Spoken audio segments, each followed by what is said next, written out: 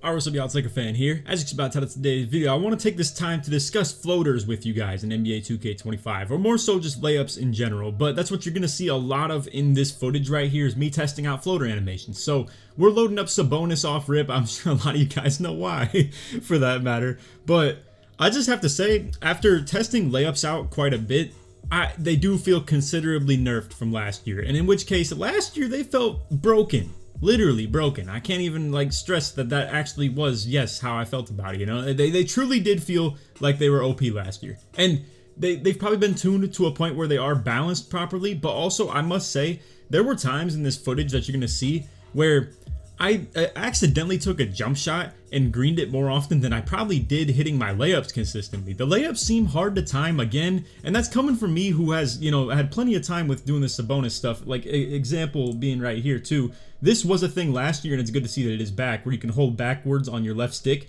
while holding X at the same time, and it will just give you a standstill floater animation. So this is still based on your driving layup rating for whatever reason, or it was last year at least. Sabonis definitely has a way higher close shot than he does driving layup. So while I do have, I'm looking for his driving layup package and testing that out, obviously, the close shot's higher. But I believe those little push shots are still based on your driving layup. Anyway, the next person I tested out was Devon Booker. And I'm sure you've seen on Joe's video and stuff, it still has showcased that this right here is still good. However, in my opinion, the frequency of this popping up was nowhere near as good as it was last year. Last year was very predictable. As long as you move toward your opposite handness, you would get the good floater every time. So for instance, I would make left-handed players. As long as you are moving from right to left, you would get the good floater every time. With Booker in this case, he's right-handed obviously, so you want to move to the left, just trying to duplicate that again. Now I will say, last year even still, he got bad animations when you move down the baseline, so that still appears that it's the same. And as you can see, it's still a pretty good animation. It has the flick up to it, it gets really high off the ground, it's pretty quick as well. The timing is very consistent. It's not quite the range that it had last year though. I was able to do it from really far out in my opinion last year, but it's still pretty good. So this one has not been touched as much. As you can see, once again, when you move to the opposite side, aka of where I'm talking about, when you move toward your dominant ball hand, it's not good.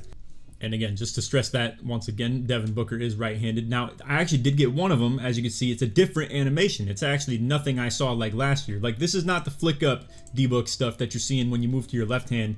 And it's also nowhere near what happened last year when you would get these animations this far out. Last year, when you moved to his ball hand, it would drag you in super far and super slow, and it was just terrible. So you couldn't even think about doing anything like this.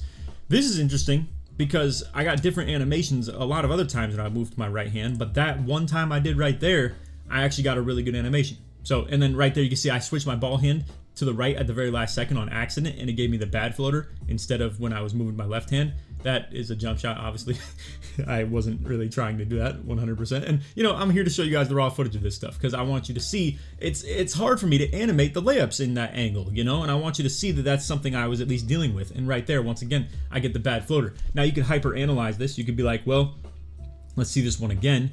And it probably does look like I switched my ball hand to the right at the very last second, or it's like, I know this would happen a lot last year too. Sometimes it would flip the ball hand, or I move my stick too far to the right, and it would still consider it rightward movement, if you will, where I believe that's what happened here. So I'd like to think that D-Book is the same, where you can, as long as you're moving toward your opposite ball hand, you get the good animations. But yeah, I mean, as you can see, moving toward his ball hand again right there, bad one. So I don't know, it was weird that we got one good one to pop off, and then right there again, just a pretty bad one that doesn't really consistently trigger the great animation, but then boom, there you go. So my problem here is that the consistency is not quite there. I felt like that with Sabonis too, and that's what makes these layups a little bit hard to depend on. Not to mention, you're gonna see a couple times where I got accidental jump shots, and they're low-key easier to hit than the floaters were. I'm not gonna lie, a lot of times I was timing the accidental jumpers, consistently. And here we are on Trey Young. So we just showcased the best big man layup package last year. I just showcased the best wing layup package last year. Now I'm on the best guard layup package last year, for the floaters, that is.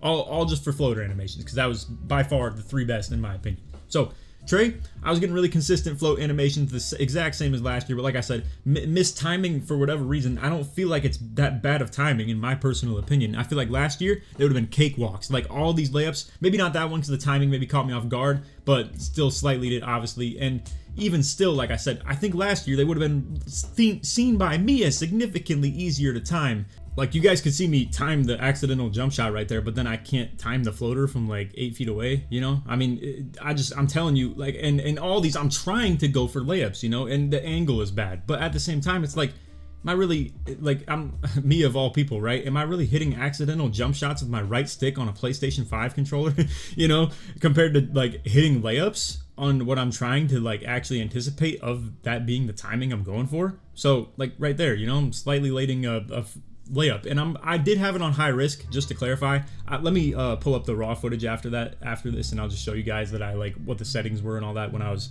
testing all this stuff out. But yeah, I mean, look at this. It's like the third accidental jump shot that I greened, but the layups, I was missing some, you know? So I just want to come out here fully transparently and fully truthful with you guys and say that layups are a lot harder in this year's game than last year, in my opinion. And that's not saying much, because last year they were broken. They were super, super good. But I'm just telling you, it does feel that in comparison, they were better last year. I'm just telling you that much. But yeah, I mean, overall, Trey's floaters are still plenty good. You know, you got decent range on them, decent quickness. It's nothing crazy. Like, the guards definitely had the worst layup packages of all the heights last year in terms of the floater animations, because there was nothing that was super elite in them.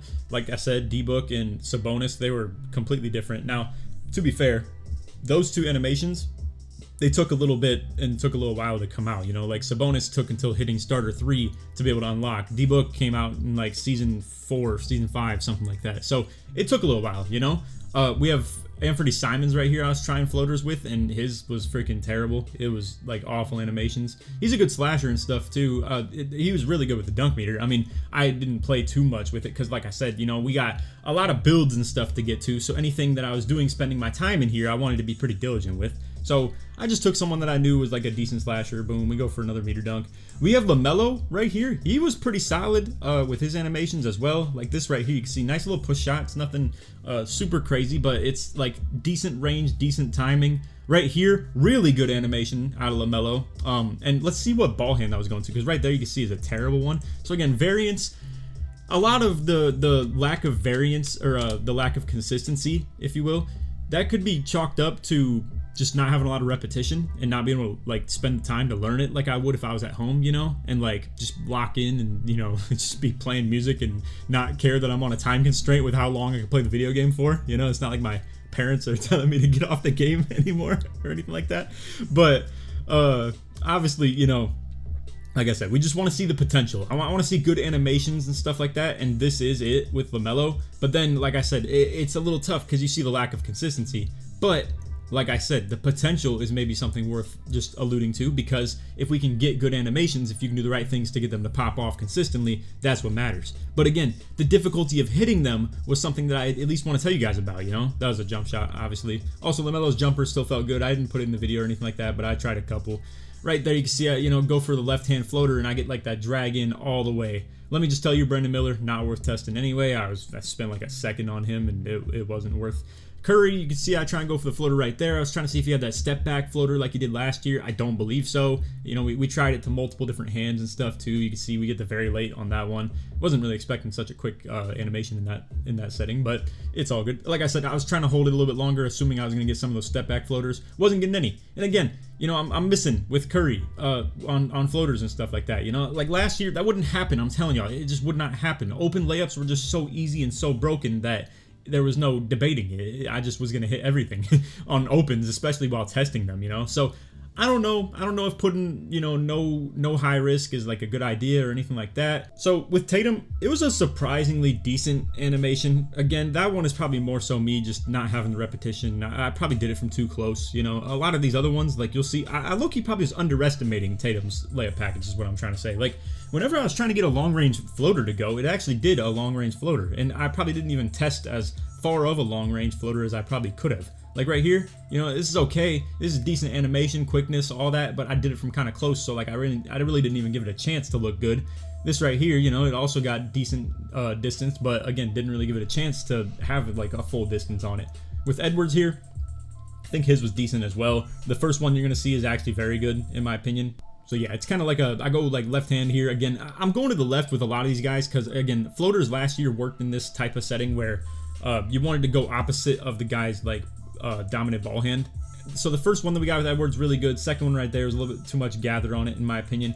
Caught this one off the catch. Obviously, that was a front fade, so, you know, we're not, you know, tacking that one up to a layup right there. Nice floater again. I liked it. It was pretty good quickness. Saw that, you know, everything about it was pretty desirable. Same with this. Not as much quickness, but good range. So again, I don't know, like I'm doing a lot of different variants with things too. Like I'm doing a lot moving to the left hand, or like moving to the left hand and moving to the left. Some of them I'm moving from the left to the right and like trying to go to my right hand, but on the left side of the court. So like I was just trying to get all types of different variants. And as you can see, like a lot of times I wasn't able to get into the floaters. I was getting put into front fades and stuff. Triple threat, also very bad. I gotta say, it was really hard to get like the good speed boosts out of and stuff like that, like we used to. I don't know, I'll probably lab it again for sure. I mean, I will lab it for sure, but yeah, I mean, it was definitely tougher. So let me go to the settings real quick. I'm gonna show you guys what I had for this whole recording and stuff. All right, so this is the whole raw footage. This is like where I started and everything. I just like kind of boom, popped it on. I tested out one floater. I was like, okay, all right, well, I mistimed it. Let's go check the settings.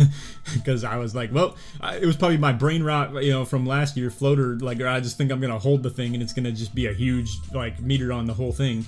So we were on pro right there, by the way. That's what's even more pitiful about this.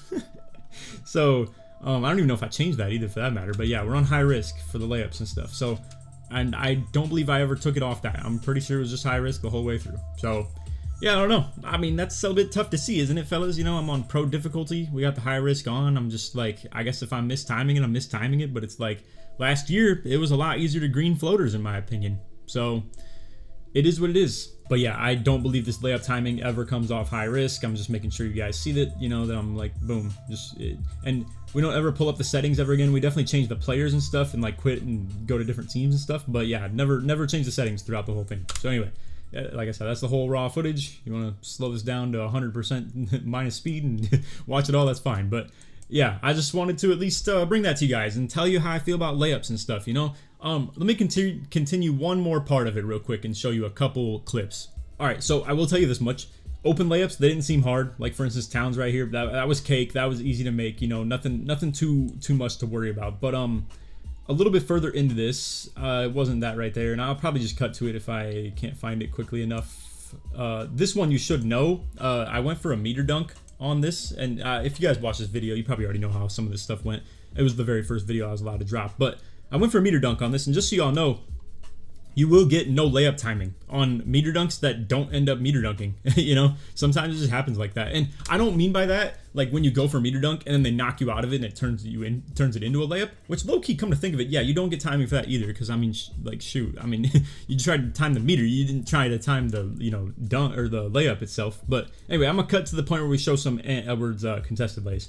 Okay, so this one was on the break right here. It was off a rebound. We're trying to push it in transition. Boom, I go for that spin lay. That was open. I didn't have shot feedback on though, I will say that much. And then also, you know, like this is also very literally the next play, and boom, we go for another spin lay and hit that one. Definitely contested. It was on Dinwiddie and Kyrie though, and like I said, I didn't have shot feedback on, so we don't know exactly what the contest was, but I mean, that's definitely on like two people trying to contest it, you know. And granted, like I said, their interior defense probably pretty low, but yeah, I mean, Edwards trying to hit these contested lays and stuff like that, I felt very good about hitting just layups, period. But yeah, floaters, they felt definitely tougher, you know. It was tough to time, at least from my limited experience. So I wanted to at least bring this video to you, talk about it, show you some adjusted animations, and give you my honest opinion on how I feel that it's going to be in terms of difficulty. And I don't think it's going to be a cakewalk and a walk in the park like it was last year.